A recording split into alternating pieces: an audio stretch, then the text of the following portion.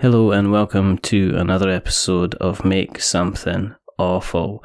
Make Something Awful is a podcast about creative people, their stories, their journeys, and how they made their first thing onto making their 50th thing, their 100th thing, their 1000th thing, and their motivations, what keeps them going, and you know what keeps them making something awful. Joining me is a gentleman by the name of Patrick Hillier. He's a member of Punchboard Media. He is a man who gets pieces of paper and turns them into buildings, of all things, because in his professional life, he works as an architect. He's got his own blog, which is called Over the Hillier, which I laugh every single time I read it. So, hello, Patrick. How are you? I'm doing great, thanks. It's good to have you on. It's been what they would call an X Factor, a kind of like, I guess, a journey, as you would say. Yes. Just kind of organising things kind of back and forward. But I'm really delighted to have you on. We're gonna touch on a couple of different kind of subjects. I guess Sure. the first thing I'm interested in is as a family kind of growing up, what kind of child were you? Were you kind of a creative kind of child anyway? Were you the kid that, if you gave crayons and a pad of paper, that would be you for the entire summer kind of thing? Yeah. I would draw houses and like interior perspectives and things, like try to draw what I was seeing in a house or something like that, or a made up thing. Mm-hmm. And three-dimensional images, not just flat images, and really enjoy just drawing art. The other thing too was one of my favorite stories is of some neighbors had Legos. I don't know what age this was, and I went over there. Like my mom took me over there and was playing or talking to the mother, and they gave me some Legos, and I went behind the couch and was playing with the Legos, and I fell asleep playing with these Legos, and They were looking for me because I fell in love with these Legos and they couldn't find me. And my mom at that point decided she needed to get me Legos, and that was the beginning of the end. So you were a little lost sheep at that time. Then you disappeared, and then they couldn't find you. Yeah. But, once I started getting into them, I would hear stories from then at the youngest of age that people telling me, oh, you need to become an architect just by seeing the things that I would create on paper or in Legos or whatever I would build. Just my imagination was crazy. In the family unit, were you encouraged to be creative? Was there, between your parents, was there one that was always more creative than the other? Or were they kind of, were they the kind of people that they knew what to do on a rainy day? They had ideas? Or were they the type of people that kind of, one of them would, got to switch on the telly because I've no idea what I'm gonna how to amuse this small Patrick here. I wonder if our creativity was born out of frugality. We weren't the most well-to-do family and didn't have a lot of stuff, and you just had to kind of make up your own games out of whatever. Yeah. We would go and we'd go down to the beach, and sticks became swords and guns and lightsabers because I grew up with Star Wars. Yeah. And so we didn't have to have the toys that were branded. We could have whatever we had became what we wanted to, and gosh, we'd become superheroes, or we would become whatever we wanted to be. Was there a box of stuff in your house which was just the box that had everything from cotton reels to pieces of paper to kind of bits of wood to kind of old sweet anything like that, and you would just take that out and you would just make whatever there was kind of thing? Sure. And I'd have to say my mom was the craftier one. Yeah. And even my dad. My dad worked at a paint store. I don't know if you have it over there, but he sold paint, but they also had home drapes and carpet and things like that. Mm-hmm. And he would get cast offs from the store, stuff that didn't sell. And he would just come up with these crazy ideas like, "Oh, I'm gonna put carpeting on Patrick's wall as a way to finish it." So my room looked so weird, but it added insulating value because I lived up in the cold north. Yeah, and I had these striped red and white striped walls that were carpet. And it was just, that's like you gotta, you come up with what you have, and you come up with a clever way to do it, and you made it work with what you had. But I think that way of thinking, I think, was encouraged. Just think outside the box, right? Yeah, or see what's in the box and see what you can make with the box. Exactly. I think my grandmother, she was the same. I mean, this pile of she would stuff have and figure out what you can do with it. This is just like, and this is going to make me feel old, but when I was growing up, my gran had something called a scullery. Mm-hmm. And a scullery was just a room where you just kept stuff. It had shelves on it, and it wasn't like a larder, but it was just a place where you kind of kept stuff. And if you were looking for anything like scissors or glue or newspaper or a jumper or the box of photographs, it would always be Ben the scullery. And Ben the anywhere means, through or in that place kind of thing. It's like she spoke with a wonderful, warm, kind of Scottish timbre to her voice. So she used to say, it'd be Ben, it's Ben the scullery there, or it's Ben the kitchen or whatever. And part of me now, obviously if you'd said that to kids nowadays, they'd be wondering who the hell was Ben. But it was kind of, and again, it came out, as you said, it's kind of frugality where things counted and things would be used again, kind of thing. Mm-hmm. I kind of see the adverts that they're talking about, and you might get a laugh out of this. They're talking about supermarkets are considering allowing people to have refillable milk bottles, and I'm just kind of like, I grew up with that. I grew up with that. This isn't kind of like a new venture or something like that. And they're like saying, and this new thing where you can bring along your container and you can get it refilled up with the latest thing of milk. And I'm just like, or the milkman as it's known, or the entire industry that you kind of turfed out on its ear when you kind of brought stuff in. But going into school then, I mean, was your because it's a mixture of obviously creativity, and it must have been a bit of an analytical approach, because you can't build and draw kind of interiors of houses at a young age if you haven't got a grip on kind of like perspective and things like that. So would you say you kind of were a little bit of an analytical child when you were kind of growing up, going through grade school and stuff like that? Yeah, I had a very mathy mind too. Yeah, I probably could have been a structural engineer. Was my other kind of direction.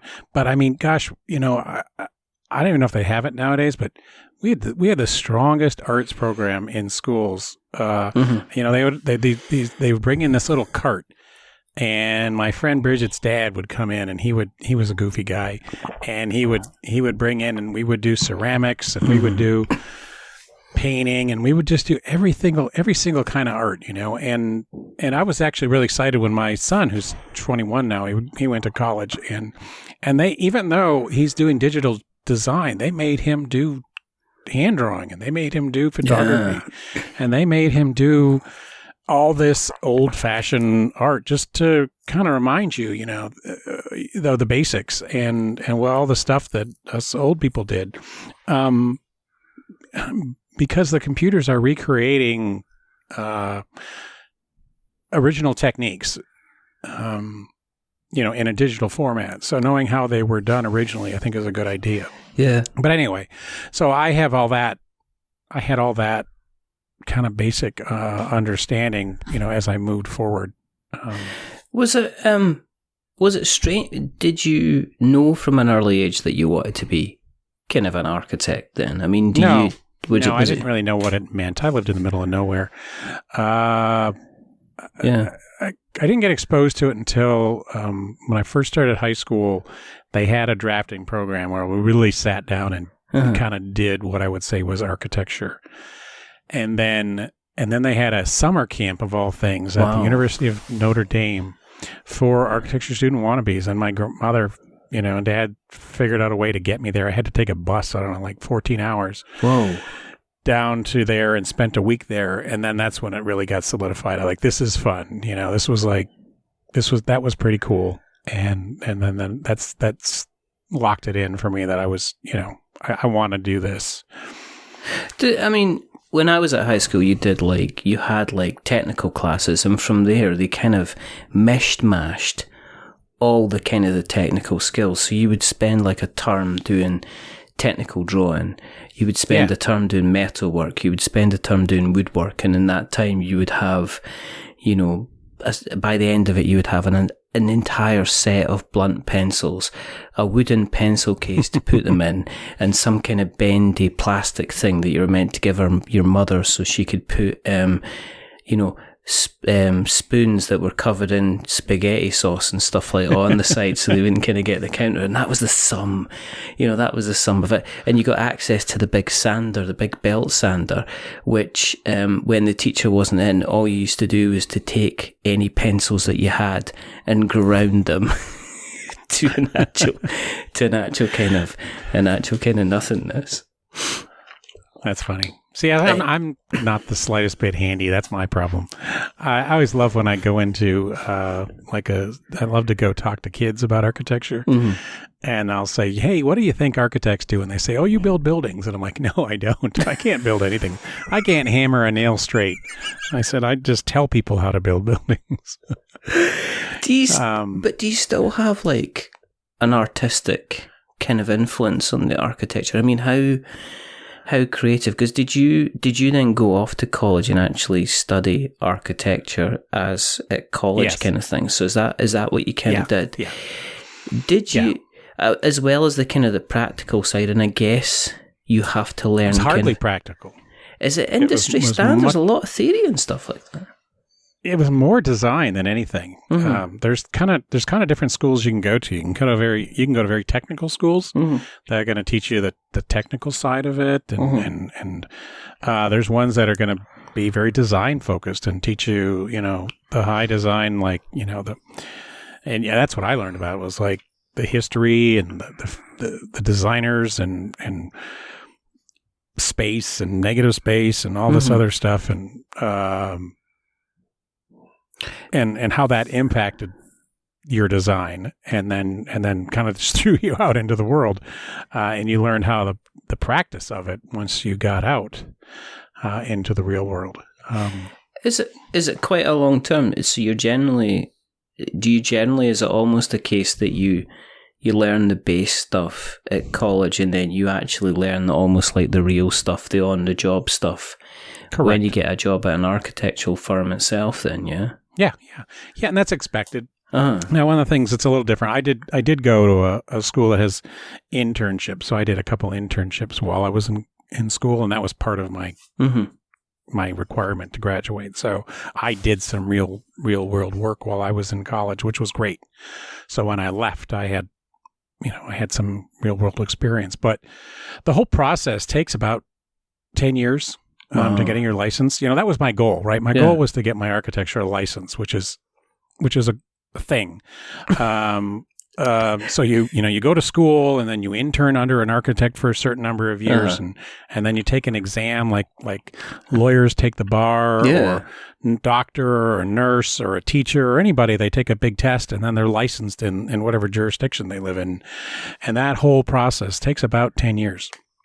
And actually, my anniversary for my license just came up on the calendar. It was last weekend. It was the 24th anniversary of my Michigan license. Wow. So, can you practice in other states then, or is it? Yeah, right. So there's a file where I send in all my history and all my data, and when I move around or need it in another state, I just send them my information, and they send it to the other state. And usually it's pretty quick to get a license. So I'm licensed in Michigan, Ohio, and Indiana right at the moment. So you can move between those. You can move between those states, kind of not an issue at all. Then not at all. Yep. Mm-hmm. I mean, this is fascinating to me but I guess architectures. I know over here that I know that trainee architects can be training for the best part of 7 years before anybody even lets them near kind of like a Lego set to even consider conceptualizing everything. It's like it's like one of these things that people think, well, lawyers, yeah, you go through training and then there'll be like a big exam, and then doctors, it'll be another kind of 6-7 years before you're actually allowed out there. And I guess you need to make sure that the people that are putting the buildings together kind of know their stuff. Otherwise, it's it's life safety. Yeah. Yeah, you know, we're dealing with getting people out of buildings in case there's a fire or it doesn't fall down, and you know, those are the big issues. I mean, there's, you know, design's one part of it, but make it look pretty is part of it. But there's a whole lot of other issues, and when you get out of college, you really don't know that much. I mean, you know, then you're still working under usually somebody else for the first 5 or even 10 years, and that's kind of where I'm at now, right? I'm 50, right? So I've been doing this for 25 years. Yeah. And I've got young guys that work under me who I like supervise and manage, and you know, I still do some projects and still have creative outlets, but you know, a lot of my time is just working with other guys and girls, and helping them understand issues that they don't even don't understand yet. Or, hey, did you think about this, or did you think about that? Just to make sure that, you know, they take advantage of the experience that I have. Did you get a lot of practical actually going in and designing buildings yourself then? Or was that kind of not you were actually on that kind of thing? Yeah, one of the great things is when I first got out of college, I went into a real small firm, and it was like 7 people, I want to say. Right. Okay. And boy, that's like trial by fire, because everybody's got to do a little bit of everything. Yeah. You know, you don't just get stuck being the guy that's only doing door details, is the joke we use. Yeah. Because no one can just get stuck doing one thing.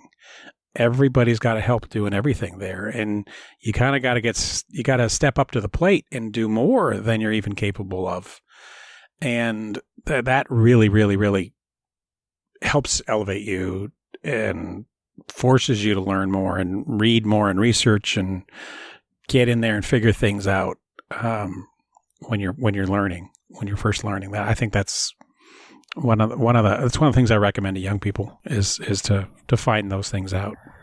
Find those kinds of jobs. Do you still remember kind of like the first couple of projects that you were involved in? I bet you must look back on them and go, my goodness, Patrick, that was easy. That was, you know, did you go like that? Why did you draw that room without a door? I mean, what are you doing, kind of thing? But you kind of look back on that kind of stuff and kind of go, wow, the stuff I was doing then, I could have probably knocked up in about a third of the time. Right. Yeah. Why was that so hard? Yeah. But there's still some that I'm pretty proud of. So, you know, it's okay. What kind of stuff? I mean, what kind of stuff do you do? I mean, is it kind of commercial? Well, yeah, it's all commercial. I've done 1 or 2 houses, and houses are a pain in the neck because owners of houses are very difficult clients, and it's just a different world, right? There's architects who do houses, and there are architects who do commercial things, and I actually kind of expertise is medical. Oh, okay. Just because that's where I've ended up. Yeah. So I do a lot of commercial, and then I do a lot of things that's either higher end education, so like labs and medical related to like a university hospital, or medical like I do it currently. My job is for the VA hospital for the federal government, so I do a lot of medical stuff for them. So planning of VA facilities, but that's just been kind of my general trend most recently. But I mean, I've done, you name it, I've probably done that kind of project over the life of my thing, because we're kind of generalists. You know, if somebody wants something designed, well, we can figure it out and do it over time. Did you find as you've gone on, is the creativity that you're able to bring to a project, is that stifled, you know, being part of the the kind of the medical side of things? Are things kind of a lot more kind of standardized and you have to have things here and things there? Or do you ever just say, look, why can't we just make this look overhead like a big octopus? And they're just like, no, that's not going to work. Do you find yourself kind of sticking to, well, this is the expected stuff? And is there a lot more kind of copy paste jobs as opposed to you going, right, let's start afresh and just like let our minds wander and let's see what we can create kind of thing? I suppose there's a little bit of that, but I still see the creative challenge in solving the problem. So, you're still given no project's the same. It doesn't matter what. There's something different between every project than the next one, and how you see those differences and how you solve that problem is what I see as the creative challenge. So back when I was in college, the professor would give us the most simple problems to solve, and I would find them boring. So I would layer on top of them some artificial extra challenge that I would give myself. Yeah. Because I thought this problem's too easy, or it's not realistic. Yeah. And I would layer on top of it like, oh, the site has a hill in it, and that makes it more difficult, or it's got it's cut in half by a lake or whatever. I'm trying to remember one, but it's the same thing. No two buildings can fit on the site the same way. There's a hill there, or the city doesn't like something, or any number of reasons. Did you ever kind of create your own kind of ideal buildings and ideal place? Did you ever kind of do stuff kind of like for fun and say, right, okay, let's set myself a challenge and let's kind of make this all on a slope, or make it kind of turn round, or make it kind of completely a glass, or make it float on a river kind of thing? Have you ever kind of done that type of thing when you've kind of had a spare second? I think some of the stuff that I did with my first job out of college, me and the boss that I worked with both kind of clicked as far as our design styles, and so we got to have some fun with that. One of the buildings, I left before it got finished. Right. It looks like a James Bond lair. So I'm a huge James Bond fan. Right. And so was he. Right. So the fact that this building that I helped conceptualize looks like a James Bond lair when it's done. Is there a glass? Thrills me to no end. Is there a glass bridge? No, I know there isn't, but it's an underground building, and it has like a fireplace in it that looks like something right out of Goldfinger. Where the villains are being told the secret about his attacking the Fort Knox, and it's like, if you ever watch that movie, and this giant map comes up out of the ground, and all the curtains come, like, why does he spend all that money to tell all these guys his secret, and then he kills them 2 minutes later? Spoilers, everybody. Sorry if you haven't seen Goldfinger. But he spends all this money for this fabulous stuff, and is it not just kind of like showed off? Kind of look what I've got. Look at my table. Yeah. Yeah. It's kind of the whole thing. I've got sharks with frigging lasers here, kind of thing. Exactly. Would you like to see the sharks with lasers, Scott? Kind of thing. So that model actually is at Fort Knox, which kills me. My buddy is in the military. The one who does, if you've listened to our show, the one who does the opening music for my show, was in the military and was stationed at Fort Knox. We went to visit him. And we went to something at Fort Knox, and I turned the corner, and that model was there. I was like, "Oh my God, this is the best thing in the world! I can't believe they donated that to some museum at Fort Knox." As time goes on, yes, have you found your creativity? Has it been a little bit stifled as you've moved up? Because I'm guessing that a man of your knowledge and talent is automatically going to end up in the office where the sign on the door says, manager, or managing architect, or senior practice manager, or something like that. So does that mean that you're now the guy that looks at spreadsheets and goes, I'm going to have to tell this guy he's going to need a bigger boat? Or, rather than you sitting down and saying, right, we can put the boat here next to the sharks, kind of thing. There is a great deal of that. Where I spend a lot of time managing and less time doing, which is realistic, I guess. I don't know if that's disappointing or not. But on the other hand, I've also get to do bigger projects. One of the exciting projects that I'm doing for the VA is I'm helping write a standard, flying around looking at buildings and writing a national standard that's going to be used by everybody in the country. And it's like, I would never be able to do that if I weren't at the experience level where I'm at. Yeah. That's pretty cool. So, it comes and goes, right?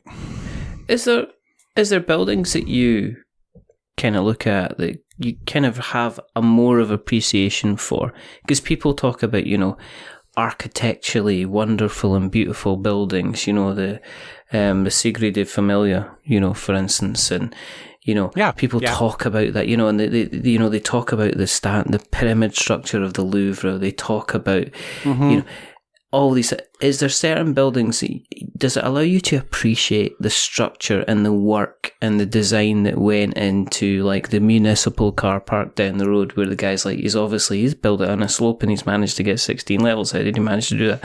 I have no idea. But does that take you to a level you look at stuff and go, oh, I wouldn't have done that, mate? Or you go, hats off to you, sir or madam, because that was a damn fine job, kind of thing. Yeah. You can't look at any building. I mean, you can't walk through any space and not think about it. But I appreciate everything, the high end and even a parking garage or you're out at dinner and I'm staring up at the ceiling or whatever, Is your partner going like, focus on me, Patrick? Exactly. Stay away from the structures. Why? Should I dress myself up as a brick again? Is that what we have to do now? She is built like a brick house, they say. So. I did not say this. I am reminding you that this is on tape. Okay. But on the other side of it are there buildings that you would like to just go and have a look at? Just to kind of, is there have you got like a top 5 list or something, a list of ones that you would want to just stand inside and just have kind of like a look around? Okay, I've been lucky to travel a lot. Yeah. So you mentioned the Sagrada Familia, which I got to see in college. Which is up there. So when you talked about favorites, let's talk about in general. I'm one that likes buildings that kind of blend in with nature. So. Like Gaudi's stuff, like his Parkwell, the park that he did, where it just kind of like blends in with the grounds and everything, and you don't even tell it's there. Yeah. Frank Lloyd Wright's stuff, it's kind of trite to say everyone loves Frank Lloyd Wright, but the reason I like some of his things, like his Nob Hill, is actually down the road from Falling Water, which is the more famous one. I actually like better. And because it really fits into that ground where Falling Water was kind of like a joke that he played on the people that he was designing the building for.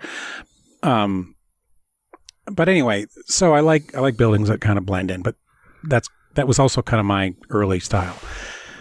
But anyway, buildings I haven't seen that I want to see. I would love to go to Greece and see the Parthenon. So someday, but. I would love to see the pyramids of Giza. Yeah. Do you see when you look at these works, things like Stonehenge, sure, and the pyramids, another one, and the pyramids and the Parthenon and things like that? Are you looking at it and going? Do you look at it and go, how the hell did you do that? Or do you look at it and go, I've got a rough idea of how you did that, but I am still absolutely amazed, kind of thing? I'm amazed that they did it. I'm just, that's the most amazing thing. Is like, we were even not just buildings, but we were talking about sailing ships the other day. Have you ever seen the little ships that they explored the world in, back in the 1400s? Yeah. They were tiny little crappy ships, and they went around the world in these things, from England to a lot down around South America and down around Cape of Africa. They were horrible little ships. It's like, those are brave, crazy people to get on those little ships. I just wonder if people were willing to take more time doing stuff. Yes, they were. You know, yeah. I think you that's look at potentially what it is. Yeah, the cathedrals in Europe took generations to build. And my architecture professor, the dean, I mean, he said we have turned into he calls it a Kleenex society. I don't know if that means anything to you. It's it's disposable, basically. That our buildings have become disposable. That you build them, they tear them down in 20 years, and no one even cares about them anymore. Yeah, well, we're not building them for heritage. It's no heritage behind stuff. I mean, you can see, I mean, buildings are generally, an awful lot of them are flat packed. I mean, I can pretty much go to joking aside, I can go to probably an IKEA at any point in the world and pretty much be able to kind of know that, this is this style of IKEA, therefore I'm going to take this route round to kind of the store, because everything kind of seems to be kind of the same. Yes. And you kind of saw that in houses built in the 70s over here. There was kind of like, they had a certain style of council house that you see in pretty much a lot of the major towns in Scotland, because that was obviously the architect, in that case they were just like building houses at the time for social housing, so whether they were cheap, they were really big houses, the rooms were really, really huge and everything like that, but it was the kind of the standard sizes, kind of houses kind of everywhere, which was kind of fascinating to me. Even my neighborhood, it was built in 1949, I think, and all of the houses are the same. Yeah. But that was in 1949. Well, they've had 60 years to personalize them. So I love to walk around my neighborhood and say, oh, look, they turned their second garage into a living room, and they changed their front door, and they've upgraded their windows, and and everybody has done something. They've ripped out their plants and put in something different. Everyone over the time has changed their houses enough that they don't all look exactly the same, because they've personalized them over time. Yeah. I think over here what we did have is we had the in the kind of the late 90s, the early 2000s, and for the following kind of 10 years, we had a mass kind of house building project. And I think what's happened is, because house prices have kind of gone sky high now, that you just changing house. I mean, there used to be cases of folk like they'd move every five or 7 years until they got to like maybe, until they got to our age, and they were kind of like, well, let's get into the last house that we're ever going to kind of live in. And even then, if we get bored, let's move again, because we want something kind of different. And I think nowadays, because it's such a big financial upheaval, I think that I'm starting to see people kind of stay in the same house, but rather than move because they don't like what they have, is actually converting their garage into another room, or extending out the back, or extending out the side of the house. And I see that again, and I wonder if that's just, what kind of people are kind of doing. Do you only deal with really big contracts then, or do you deal with kind of like, is it all commercial that you deal with, or do you have kind of it's all bigger... commercial, but there's some stupid little tiny things I do too. I mean, we have kind of a contract with our client that's do anything we want you to do at our facility, and it could be something small and stupid, like I went and looked at a loading dock project. That's not glamorous. To a big giant addition, or renovate, the floor of this hospital, so they all vary. But it all pays the bills, as they say. So you can't argue with them too much. Were you ever tempted to start your own firm? Just kind of go out and do it completely by yourself? No? Well, let me back up. I was a principal at a firm a few years ago, and I'm no longer there for one reason or the other. And that experience sort of soured me on being a principal. It was when the economy was bad. We had to lay off some people, and that whole running a business just didn't agree with me. Yeah. The economic side of being a businessman, that's not, I'm a creative person. I'm not I'm not a bean counter. So I'll leave that to somebody else. Is that kind of what pushed you in a direction of the content creation side of things within kind of board games then? What pushed me? Yeah, was that part of the process, you know, kind of, you wanted to continue kind of creating stuff? Yeah. So I would say it, you know, I would bet as I got more managerial and less creative in work, I needed to have a creative outlet. With my family life, you know, I try not to spend all my time gaming, out of the house gaming. Yeah. My wife and I game together. Yeah. But most of my gaming is spent out of the house gaming at like game stores and going to conventions and things. So I wanted to have something I could do like we're doing now. Like I can go down to my basement man cave area and, you know, work on nights and weekends and stuff on my own, but not really taking away time from her.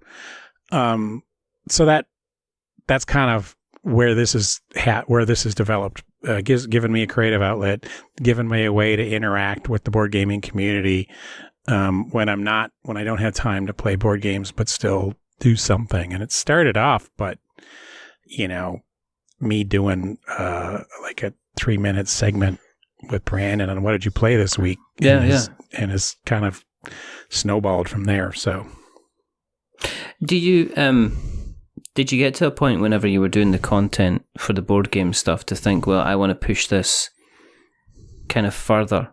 I mean, you're obviously part of Punchboard Media.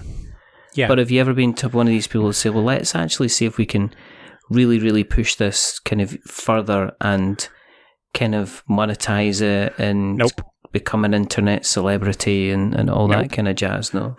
No, Eric and I just talked about that yesterday when we were recording our show. No, this is just me and friends chatting. Yeah. About our favorite things.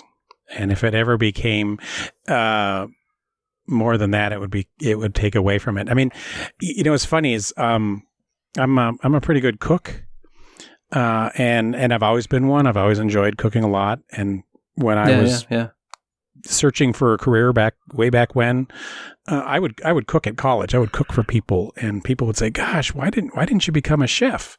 And I said, "You know what?" I said, "Then it would become a job.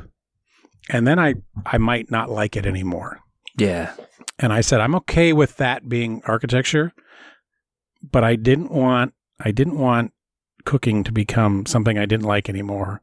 I've always wanted that to become, you know, I always wanted that to just be something I did for fun. And, you know, podcasting and social media and all that sort of stuff is the same thing. It's just something I do for fun. I don't really want to do it for any other reason. It's just me hanging out with my friends and a reason to do that. You know, fortunately, my day job pays me enough that I don't need to worry about asking for donations and all that stuff. So, yeah, I mean, I think when you're going down that line, and we do have on the other podcast that I do, we have, you know, we've had a couple of people kind of sponsor the show. We've had a couple of sponsored shows now, and you end up, I think, in the situation doing so much more for them because they're giving you money, and then it's easy to end in that kind of continual, do I need to do even more in order? And then, but if I was taking this on a professional side of things and somebody said to me, oh, listen, if you can do all this for me and I'll give you $50, I'd be like that. Get out of it. You know, $50 isn't paying for this phone call, kind of thing, you know, this discussion that we're having, kind of thing. You know, and it's kind of difficult. And I totally see where you're coming from. I've always kind of had the viewpoint that if I don't enjoy something myself, regardless of, I guess, other dependencies on me, then I would just stop. I would just say, if I get to the point where I'm kind of like, I'm not really enjoying this, I'm not really getting this, I'm quite happy to kind of move away from something, you know, and kind of set like that, and just like kind of let it cruise, you know. Yeah, and I think that's kind of why the main "What Did You Play This Week" show ended. So Brandon started that, and eventually I joined in, and it ran for however long it did as it was, and then Brandon wanted to get out of it, and I tried to take it over, and it just didn't happen, and I kind of realized, and so it wasn't really a passion of mine, and it wasn't happening. And I thought, why am I working so hard to keep this alive? Brandon doesn't want to do it, and I'm struggling to keep this thing alive, and I was just trying to keep it alive rather than it's something I really wanted to, you know what I mean? Just because it was there, because it had always been around. It's like, well, things can just end, right? And Mason had said, kind of in a joking way, he goes, well, you and Eric, I really like listening to you and Eric. Why don't you just do something? So that just spinned off, and that's kept the feed alive. That's kept, keeps pumping something out on the feed periodically, but that's and that's what it is. It's just me and Eric now is we record when we feel like it, talking about what we feel like, and the shows come out whenever I get around to editing them and push them out. There's no schedule. There is no, don't expect it to come out on Monday, because I've heard of shows where they're like, hey, where's the show? It's Monday morning. Where's the show? And I'm like, I don't want that. I don't want to get emails and texts from people saying, where's the show? I love getting feedback, because occasionally I get feedback, but I don't want to have that expectation, because it's just for fun. Have you not thought about doing something creative outside the architecture thing? And what I mean by that is actually doing like here's an architecture podcast and kind of sharing your wisdom and knowledge that way. But again, would that be, I don't know if I'd enjoy this, because I'm spending already kind of my 9 to 6 at the moment already doing architecture stuff. Yeah. I would say no. Yeah. I'd say that's why I don't. Because I want to turn work off and then come home and do something different. Is there other jobs you would have done? I mean, looking back, if, and the reason I'm asking Back to the Future was just on the TV, and my mind was messed up with, because it's like Michael J. Fox talking about going back to 1985 and me figuring out I was 11 years old when that came on. And then I'm saying I'm traveling back to 1955 and then going forward, and then saying we're going to the future to 2015. And I'm going, this is just completely all wrong. This isn't working, and kind of things like that. But would you have gone a different path? Would you have considered a kind of a different choice in career for where you get, or do you feel quite lucky that you kind of went the path that you went, Patrick? No, I'm pretty lucky. I think this is given me a lot of things. It's given me a pretty great adventure in my education. Got me a lot of things. A lot of success in my job. I've been able to do a lot with that, and been able to provide for my family, and no, I'm good. I think I'm pretty good. So, and then outside of that, other options, other things to do with my life than just, because it's not, I was just thinking that the other day, I don't live to work. So what's the right word? I work to live, right? Yeah. So it's not the only thing I do. It doesn't define me. It did at one time. There was a time when that's all I was doing, was focused on becoming an architect, and that's all I did was my job. I've since grown as a person, I want to say, and do other things. I think it's easy to get caught up in that.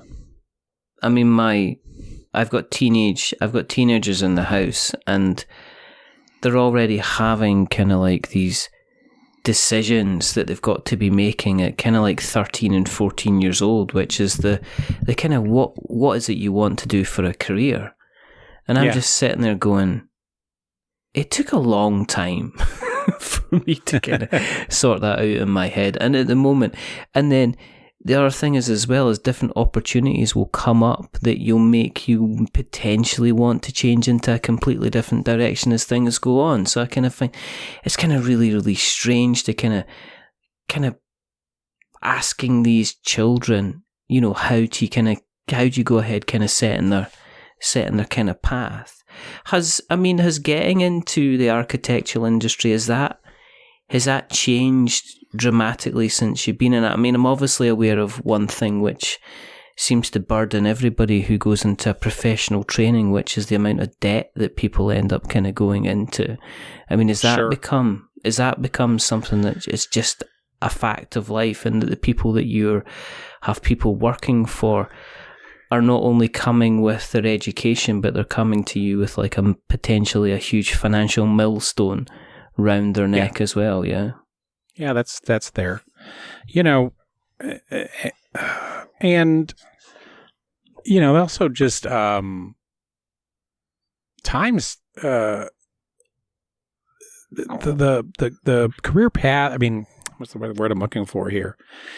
Just things have changed over time, and things continue to change. You can't blink and times change, right? Yeah. So, like, you know, I started off drafting by hand. I think we started to talk about that. Well, everything's on computer nowadays. Everything's on Revit. We're building 3-dimensional models of buildings in the computer that still create what looks like a drawing that an architect would use, but it's completely changed. And that was maybe 10 years ago that started, and 10 years or 20 years before that, we switched over to computer drafting. You know, so every 10 or 15 years, there's a major change in the technology of how we even do our business.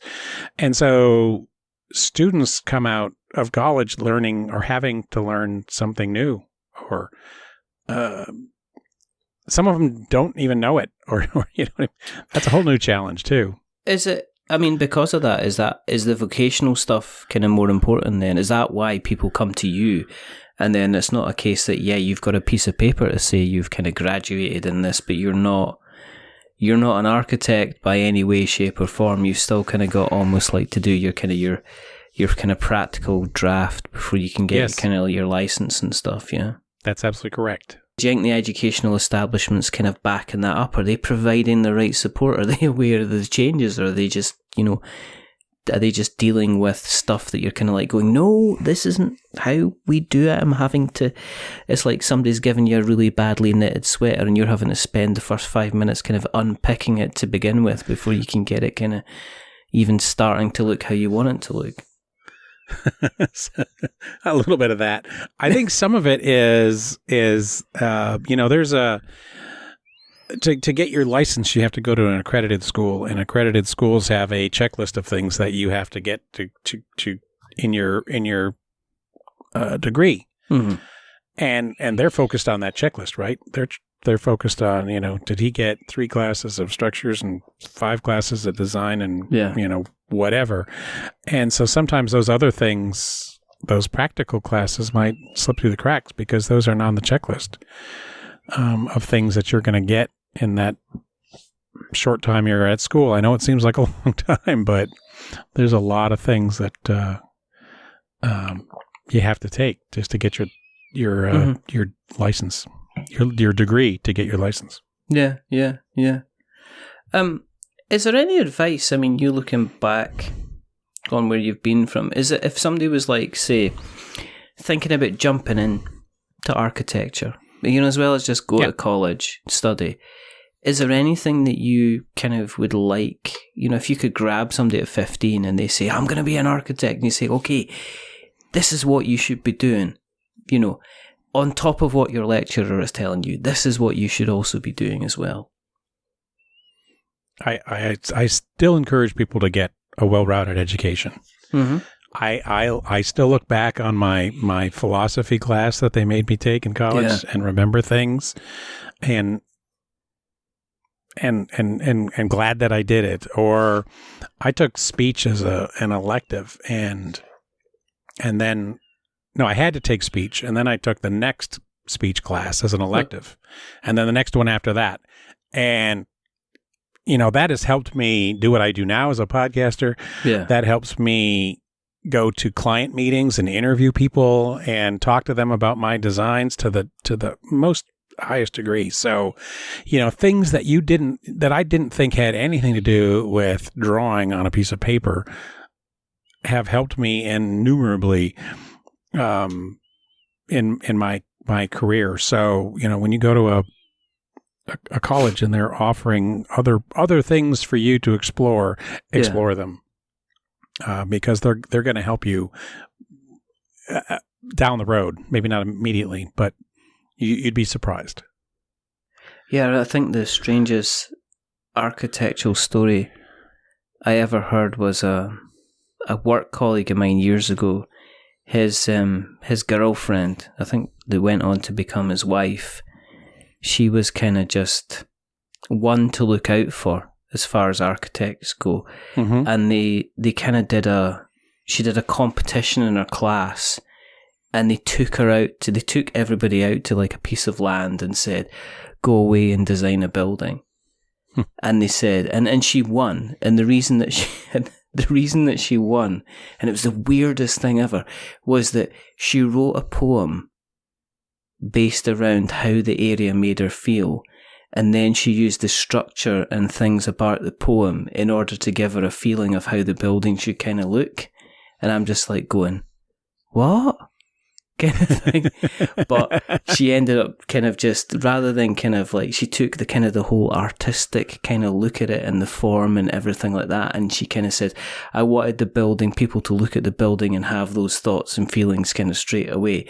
And they've probably got her doing kind of hospitals and stuff like that now or whatever. But at the time I was kind of like, I just thought you kind of started drawing straight lines and made sure it didn't fall over. But that's just kind of me. What is it, if you could do any other job at all? If I said, regardless of the amount of training that you need, or regardless of the amount of talent that you need, is there another job that you would be like, if I could just do that, that would be really, really cool, kind of thing? Oh, wow. I have no idea. What's a really cool job? Something to do with like a space thing. I don't know if I could be an astronaut or not, but I'm a space nerd. Yeah. So I don't think I could be an astronaut, but maybe working at NASA or something, and working for SpaceX. I don't know. That would be pretty neat. We did that a couple of years ago. We went down to the Johnson Space Center and Kennedy Space Center and saw all that stuff. And that's just amazing what they can do. I mean, those guys, boy, they make me feel stupid, are rocket scientists. Exactly. There's nothing worse than being in an actual room with rocket scientists in order to make you feel slightly inferior. What are you, a room of rocket science? Is like, actually, I'm not a astrophysicist, if you don't mind. All right, then. Okay. Didn't realize I was calling you stupid. Yeah. Okay. Yeah. I know. I could have been tempted to say I'd like to work on the next, the current series of Picard.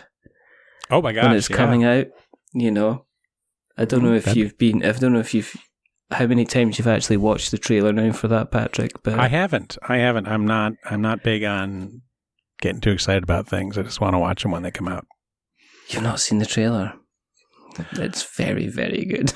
I think I saw the first one. I haven't seen the one that just came out. The second one that's kind of it kind of drops in a few. I'm not going to spoil it. Just watch it. You'll kind of all right. appreciate. I'll watch it. I'll watch it. We'll go upstairs I'm not commanding you. It's just a subtle suggestion. All right. Kind of thing. I guess, as always, looking back on your first thing that you did in terms of architecture, Patrick, would you say you made something awful? Oh, yeah. I can't remember exactly what it was, but I did a number of awful things, yeah. Crimes against kind of foundations and stuff like that. Yeah. Walls that deserve to fall and things like that, yeah. Mm-hmm. Yeah, yeah. Awesome. Excellent. Yeah, it was in architecture school, that you would do designs and you'd pin them up, and then the teachers and professors would come in and they would rip you to shreds to kind of get you to learn how to get a thicker skin. Oh boy. Yeah, Those were some good times. yeah. I mean, they do it. I've got a good friend who is doing art at college, and that's what they say they do. Everybody gets the work put up on the wall, and you get kind of peer critiquing. And the idea isn't to say, oh, I wish I could draw as well as you can. The idea is to say, look, the lighting on that's rubbish, the structure on this is rubbish. That's not 90 degrees. Exactly. Did you use a protractor for that kind of thing? Mm-hmm. Yeah, it's almost a 99% negative. But it sounds fine. So one of my when my professor died, the one I was talking about, I went through and found my old stuff. It's in a steamer trunk. Wow! And I pulled out this house that I designed that thought was so cool, and I showed it to my wife, and she's like, "Where's the linen closet?" There's no linen closet, and I was like, "It's a house for a man." All my linens are in a laundry basket in my at the end of my bed. When I met her, I didn't use linen closets. What the hell's a linen closet? It's like it's a scullery, basically. Yeah, but it's a scullery, and that's the first thing she pointed out. But there's more as a steam. flaw. Where am I going to put all the towels? How are you going to get a shower in the morning? You just going She didn't even notice the beautiful design, the way it fit into the mountain, and the skylights and the glass and the structure. No, she's not pointing out that. There's probably a moral. There's probably a moral of the story to that. To every elegant building you design, make sure you've got somebody who's asking you where the linen closet is. I think that's probably a way forward in life. The only other story, I think the only other thing I heard about architecture is when they built one of the new schools, and they forgot to add in the photocopy room, which, as everybody knows, is one of the most important kind of rooms in any educational establishment, and they forgot to kind of add that in, so they needed to kind of repurpose an entire room that was probably for something kind of less important in order to kind of make it go, which is kind of cool. Oh yeah, I just toured a facility, and they took away the student room and made it the staff break room. Oops. Do you know what you should do? You should just design another house for your wife and just fill it full of linen closets. Just make the whole thing representative of one huge, large linen closet. That would be absolutely amazing. I'm sure she would. I'm sure she would really, really appreciate that. And there, you would definitely I'll do that for our retirement home. You could say, well, I was going to buy you an eternity ring for a wedding anniversary, but here you go. Yes. I've designed you your very own linen closet as well, and I think that would go down. Probably like it'd a burning very Spitfire. Romantic. It'd be very romantic. And then you'd have to design your own house that you'd have to move into. Yes, by myself afterwards. Yeah, by yourself. Yeah, linen closet for one. Yes, basically. Oh goodness. Patrick and Eric in the morning. How often, if people have listened along today and they went, well, the architecture stuff's interesting. The 16th episode just went out yesterday, so we've been doing it a little over a year. And how do we find it? Where do we need to go to? It is on the What Did You Play This Week feed, so we didn't change the feed. Right. Okay. So if you look for What Did You Play This Week on your favorite, what do you say? Your favorite thing that has podcast in it or whatever. Your podcast catcher. Yeah, your podcast catcher. Or you go to punchboardmedia.com and all of the shows get, fed onto that, as well as anything that I do. It's like I do not a lot, but I do some written reviews and blog posts there too. Anything that I do on my own site, I kind of cross feed over there. So yeah, and that's your own site's Over the Hillier. Yeah, that's more personal stuff.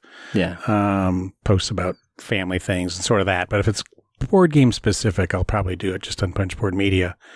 Cool. Awesome. Mm-hmm. We will obviously make sure that we put all the links into the show notes Sure. So that everybody's got notes to show. Thank you very, very much for coming on. It's always Thanks for having me. It's always interesting to hear about somebody's kind of creative journey and things like that as well. So I really appreciate it. If you want to subscribe to the show, you can find us on the podcast catchers of choice, including Apple Podcasts. You can go directly to our website, which is makesomethingawful.fireside.fm. If you are a creative person from any background, doing anything creative, and you want to come on and have a chat like Patrick did, then you can email us on makesomethingawful@gmail.com. Don't be shy. Let's have a chat. I can only thank you very, very much for coming on again, Patrick. I had a blast. It was a good fun kind of talking to you. Thank you, sir. It wasn't awful. It wasn't all. And as we always say, remember your first podcast might be awful. Your first sushi dish might be awful. Your first attempt at rewiring a plug will be awful. But you can't do these things for the 50th time if you don't do them the first time. So get on with it and make it happen. But until the next time, it's a goodbye from Patrick. Say goodbye, Patrick. Goodbye, Patrick. And it's a goodbye from me. And until the next time, goodbye.